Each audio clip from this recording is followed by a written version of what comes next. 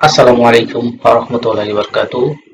আজকে এই সিরিজের মধ্যে আমরা আমাদের প্রথম প্রশ্ন দিয়ে স্টার্ট করছি। এই যে পিডিএফটা বা বইটা আমি পড়ছি সেটা আপনি উপরে দেখতে পাচ্ছেন যে এটা হচ্ছে একটা পিডিএফ এর অংশ।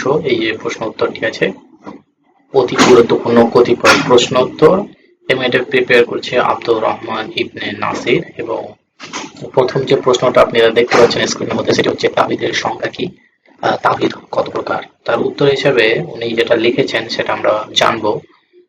তাওহীদের সব প্রকারের সমন্বিত পূর্ণাঙ্গ সংজ্ঞা হলো পরিপূর্ণ গুণের সমন্বয়ে রবের একাত্মতা সম্পর্কে বান্দার জ্ঞান, বিশ্বাস, স্বীকৃতি ও ঈমান, এবং এতে রবকে একক হিসেবে মেনে নেওয়া, একক হিসেবে মানা, এর বিশ্বাস স্থাপন করা যে তাঁর কোনো শরীক নেই, তাঁর পূর্ণতার কোনো উপমা নেই, তিনি সমস্ত বান্দার জন্য ইলাহ ও মাবুদ, ইবাদতের একমাত্র যোগ্য, অতঃপর সব ধরনের ইবাদতের ক্ষেত্রে তাকে একক রাখা, কাউকে শরীক না করা।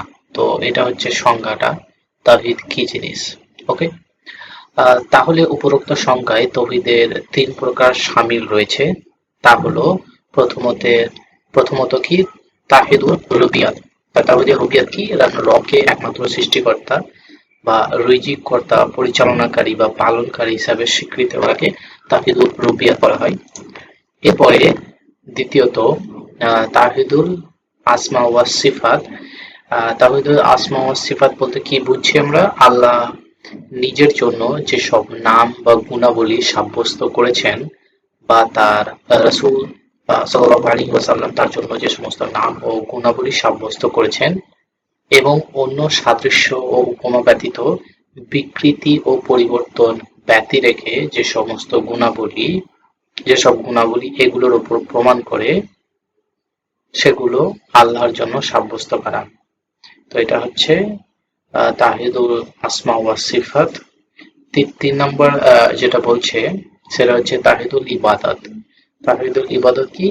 সব ধরনের ইবাদতের জন্য আল্লাহকে এক ও একক করা এবং তার সাথে শিরক না করে ইবাদতে একনিষ্ঠ থাকা।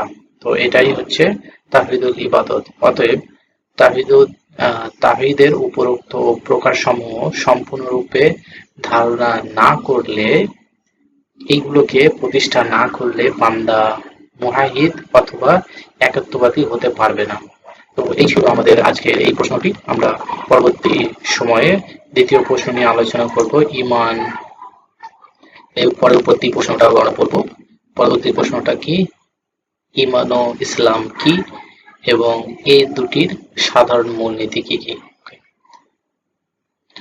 তো আজকে এই ভিডিওটা এই পর্যন্ত রাখলাম। আসসালামু আলাইকুম ওয়া রাহমাতুল্লাহি ওয়া বারাকাতুহু।